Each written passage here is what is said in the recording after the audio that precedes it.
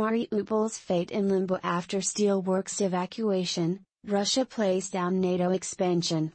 More than 260 Ukrainian fighters, including some who are badly wounded, were evacuated Monday from a steel plant in the ruined city of Mariupol and taken to areas under Russia's control, the Ukrainian military said. The fate of the city hangs in the balance now, with Russia poised to take full control, although further evacuations are expected to take place from the steelworks. Russia has played down the possible impact of Finland and Sweden joining NATO while Turkey continues to object to their bids to join the Western military alliance. Both countries plan to send delegations to Turkey in an effort to convince the country, itself an important NATO member, to accept their bids. Any decision on enlargement requires the approval of all current members. Moscow has warned of retaliatory steps if the countries join the alliance, with Russian President Vladimir Putin describing the development as a International Criminal Court sends its largest forensics team ever to Ukraine. The International Criminal Court deployed a team of 42 investigators, forensic experts and support personnel to Ukraine as the analyzes potential war. This represents the largest ever single field deployment by my office since its establishment, Karim Khan,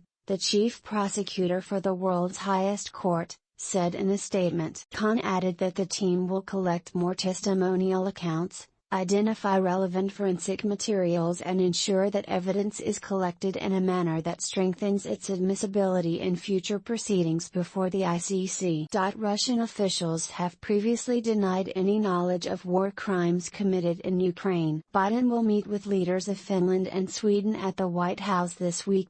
President Joe Biden will welcome Prime Minister Magdalena Andersson of Sweden and President Sauli Niinistö of Finland to the White House this week. The leaders will discuss Finland's and Sweden's NATO applications and European security, as well as strengthening our close partnerships across a range of global issues and support for Ukraine, the White House said. Kremlin officials have slammed Finland and Sweden's recent bids to join NATO, saying any future expansion of the military alliance will be viewed as a grave mistake with global consequences. Finland's parliament approves NATO application. The proposal to apply for membership of the NATO military alliance has been overwhelmingly backed in the Finnish parliament. Lawmakers voted 188 to 8 in favor of the application in a vote on Tuesday afternoon. Putin warns Europe on energy price rises. Vladimir Putin has sought to ward off Europe from imposing strict sanctions on Russian oil,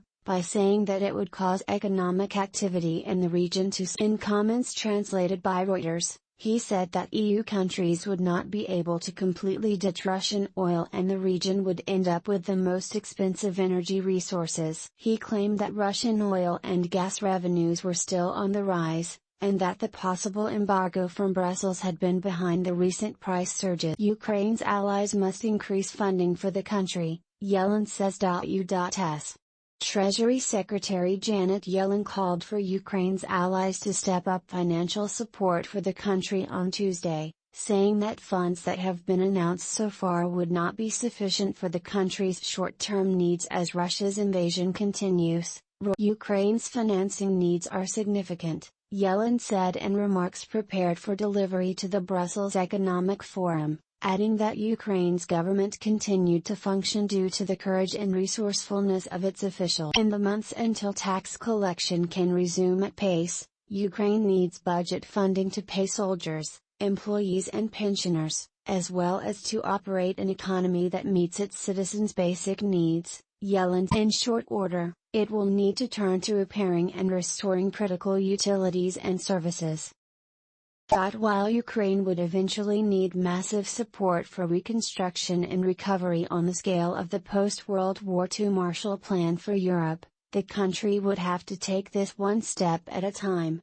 Russia plays down Finland, Sweden NATO bids. Russia's Foreign Minister Sergei Lavrov has played down Finland and Sweden's bids to join NATO, saying it makes no big difference if they join as they've long participated in military drills. The comments come after military analysts said Russia had little room to retaliate against the move, given that it wants to avoid a direct confrontation with NATO, and the fact that its forces are fully tied up in Ukraine. On Monday, Putin initially said the expansion of NATO is a problem, but later stated that there was no threat to Russia if Sweden and Finland joined. However, Moscow has warned that will respond to any military buildup in the Nordic countries if they are admitted to the alliance. Status of Mariupol uncertain after evacuation of soldiers from steel plant. There are several unknowns when it comes to the status of the southern port city of Mariupol after hundreds more Ukrainian soldiers were evacuated from the city's Azovstal steelworks. The steelworks was the last stronghold of Ukrainian fighters trying to resist Russian occupying forces in the southern port city. It's uncertain whether the evacuation has been completed, and if not, how many Ukrainian soldiers could still be in the plant. It's also uncertain whether the evacuation means that Ukraine has conceded full control of the city to Russian forces. Control of the city was a key strategic goal for Russia, which is widely seen as wanting to create a land bridge from Russia to Crimea, via Mariupol. Remarking on the evacuation of Ukrainian soldiers in the plant, Ukraine's President Volodymyr Zelensky said last night that Ukraine needs Ukrainian heroes alive. This is our principle. I think that every normal person will understand these words. Fighting intensifies in Donbas, with civilian infrastructure under fire, officials say. Fighting between Russian and Ukrainian forces is intensifying in the Donetsk area of the eastern Donbas region. Ukraine's armed forces and officials have said Russian enemy aircraft have destroyed civilian and military infrastructure in the region, the armed forces said in an update on Telegram Tuesday morning, while the head of Luhansk's regional administration Serhiy Haidai said on social media this morning that the shelling of settlements in the Severodonetsk area of the Donbas had intensified, with a hospital and residence. He said there were at least 10 dead and 3 wounded during the strikes and posted images of shell-damaged buildings on his Facebook page. In his nightly address on Monday, Ukraine's President Volodymyr Zelensky said Ukraine's armed forces are holding back constant attacks in those areas where Russia is still trying to advance, with Severodonetsk and other cities in the Donbas region being principal targets for Russia. Putin is taking active role in war decision-making, reports suggest. Russia's President Vladimir Putin is now directly involved in the daily running of the war in Ukraine, according to Western military sources reported in the British media on Tuesday. The BBC and other British news agencies have said Putin, together with his chief of staff, are taking decisions normally made by more junior officers, citing unnamed military sources. One of the sources told the BBC this was further evidence that Moscow's campaign is not going according to plan, and Putin is becoming increasingly frustrated by its setback. The Guardian newspaper reported Tuesday that Putin has become involved to the extent that he is making operational and tactical decisions at the level of a colonel or brigadier. Turkey says it won't approve Finland, Sweden NATO bids. Turkey's President Recep Tayyip Erdogan has reiterated Ankara's objections to Sweden and Finland joining NATO, saying Turkey will not approve the bids. He claims the countries have harbored people linked to groups Turkey deems to be terrorist organizations. Finland and Sweden have said they will send delegations to Ankara to try to convince Turkey to accept their bids. Erdogan, however, has said they should not. Neither of these countries have a clear, open attitude toward terrorist organizations, Erdogan said at a news conference Monday. How can we trust them? Enlargement of NATO requires the unanimous agreement of the 30 current members. Turkey accuses Finland and Sweden of harboring members of the PKK, the Kurdistan Workers' Party.